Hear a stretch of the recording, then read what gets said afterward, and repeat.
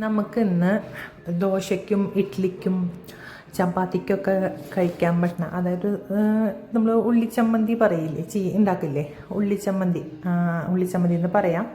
അതായത് കുറച്ച് ഉള്ളി, വലിയ ഉള്ളി ഇട്ടാ അതോ കുറച്ച് പറമുളക്, തക്കാളി, കറിവേപ്പില, കുറച്ച് നാളികേരം, ഇതൊക്കെ ചേർത്തിട്ടാണ് ഉണ്ടാക്കുന്നത്.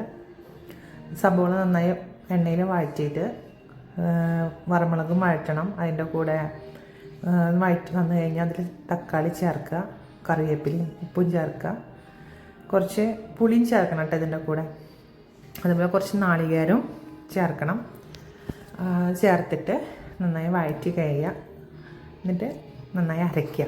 ഭയങ്കര പേസ്റ്റ് പോലെ അരയ്ക്കരുത്, ചെറുതായിട്ട് ഒന്ന് അരയ്ക്കുക. എന്നിട്ട് അരച്ച് കഴിഞ്ഞാൽ വേണമെങ്കിൽ അതിൽ കടുകൊക്കെ താളിക്കാം, കറിവേപ്പിലയും വറ്റൽമുളകൊക്കെ ഇട്ടിട്ടൊന്നും വേണമെങ്കിൽ താളിക്കാം. ഇല്ലെങ്കിലും ഇങ്ങനെയും യൂസ് ചെയ്യാം. നല്ലതാണ്, നല്ല ടേസ്റ്റ്.